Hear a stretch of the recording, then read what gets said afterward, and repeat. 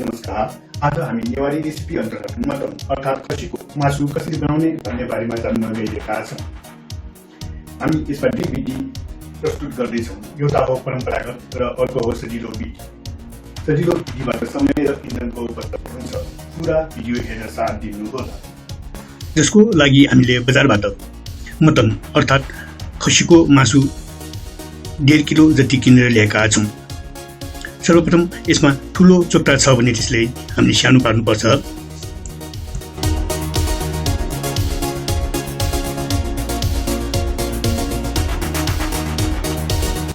सर्वप्रथम हामी सजिलो विधितर्फ जाउँ। तर यदि बोका कलिलो छ भने मासु पनि कलिलो हुन्छ अर्थात् रोन्डे पाक्छ। त्यसको लागि दोस्रो विधि अर्थात् परम्परागत विधि अपनाउँदा धेरै राम्रो हुन्छ। यसबाट हाम्रो समय र इन्धनको बचत हुन्छ। अर्थात् यसलाई हामी सर्वप्रथम अलिकति बेसार र पानी हालेर प्रेसर कुकरमा उमाल्छौँ।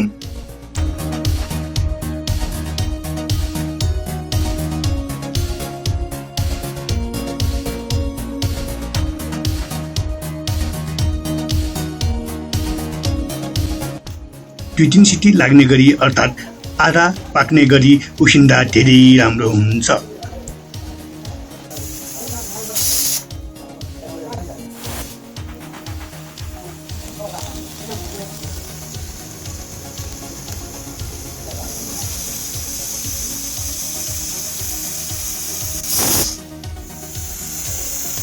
सायद यो मासु आदि पाकिसक्यो होला। अब हामी आगो निभाउँछौँ।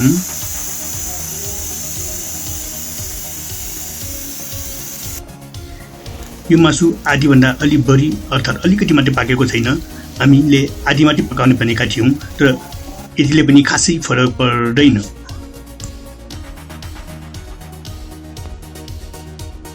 अब यसमा प्रयोग गर्ने मरमसलातर्फ जाउँ। नुन 1.5 चम्चा, जिराको धुलो 1.5 चम्चा, खोर्सानी 1 चम्चा, बेसार 1 चम्चाभन्दा अलिकति कम, गरम मसला 1 चम्चा, अदुवा लसुनको पेस्ट पनि 1.5 चम्चा लिएका छौँ। साथै हामी यसमा प्याज 100 ग्राम, गोलभेडा 100 ग्राम जति पनि प्रयोग गर्छौँ भने 120 ml जति फुटेको तोरीको तेल प्रयोग गर्छौँ।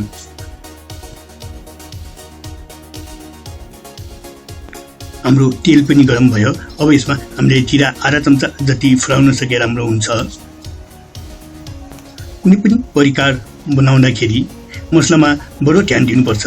त्यसैले मैले यी प्रयोग गरिएका मसलाहरू डिस्क्रिप्सनमा पनि छोडेको छु। जिरा कालो कालो भयो। अब हामी यसमा प्याज फुट्न सक्छौँ।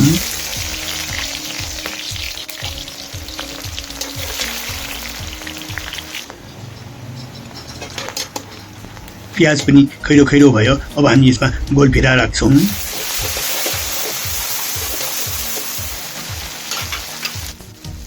गोलभेडा पनि फुट्न पुग्यो। अब हामी यसमा सबै मसलाहरू खन्याउँछौँ।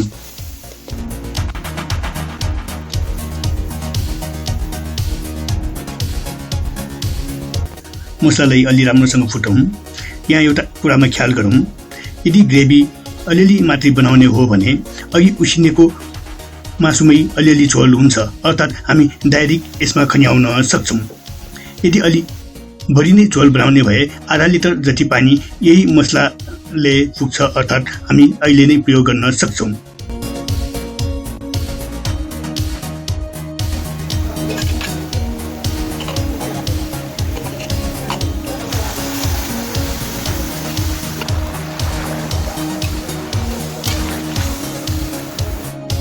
यदि हामीले झोल चाहिने नै हो भने तातो पानी प्रयोग गरेर अलिअलि झोल पनि बढाउन सक्छौँ।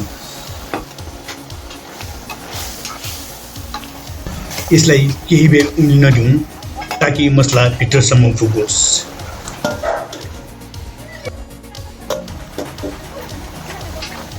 यो हाम्रो मटन रेडी भइसकेको छ। अलिकति टेस्ट गरेर पनि हेरौँ न त।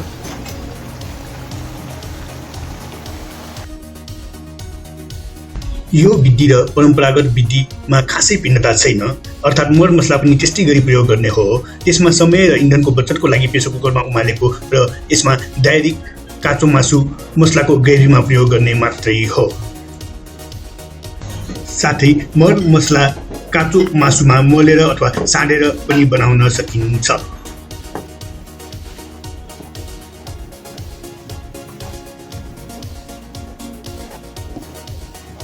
अब जाउँ 1.5 किलो बोकाको अथवा खसीको मासुमा प्रयोग गर्ने मरमसलाहरूतर्फ। नुन 1.5 चम्चा, जिरा 1.5 चम्चा, खोर्सानी 1 चम्चा, बेसार 1 चम्चाभन्दा कम, गरम मसला 1 चम्चा, अदुवा लसुनको पेस्ट पनि 1.5 चम्चा लिएका छौँ। साथै तेल 120 ml जति, मेथी अथवा जिरा फुलाउनको लागि आधा चम्चा, प्याज 100 ग्राम र गोलभेडा 100 ग्राम जति लिएका छौँ।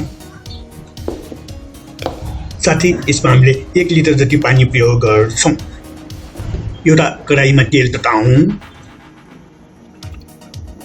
तेल गरम भयो जिरा फुलाउँ, जिरा पनि कालो कालो भयो। अब हामी यसमा प्याज राख्छौँ, प्याज पनि खैरो खैरो भयो। अब हामी यसमा गोलभेडा राख्छौँ, यो पनि फुट्न पुग्यो। अब हामी सबै मसलाहरू खन्याउँछौँ।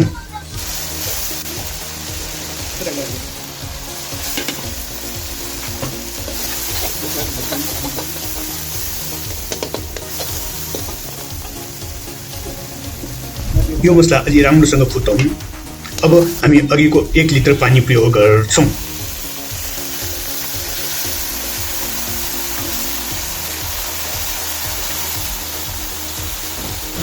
यो मसलेदार पानी उनिसकेपछि मात्रै हामी मासु खन्याउँछौँ।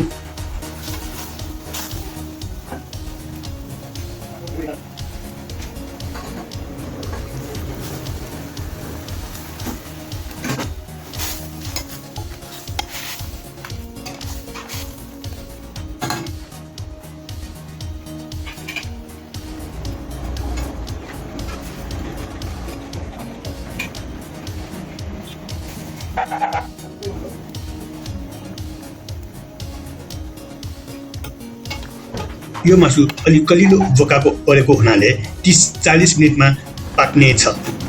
यदि छिपिएको बोका पर्यो भने यसमा तातो पानी खन्याउँदै अलि बढी पकाउनु पर्ने हुन्छ।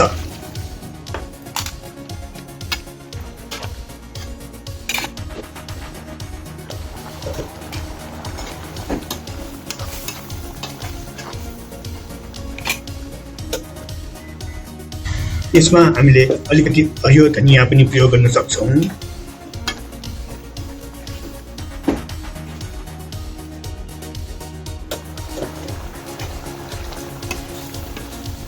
यो हाम्रो मटन पनि पूर्ण रूपमा पाकिसकेको छ। अब हामी आगो निभाउँछौँ। पहिला मानिसहरूले यसरी मासु पकाउँदाखेरि दाउराको आगोमा पकाउने गर्थ्यो, जुन मिठो पनि हुन्छ। झर्को नमानी पुरा भिडियो हेरिदिनु भएकोमा धन्यवाद।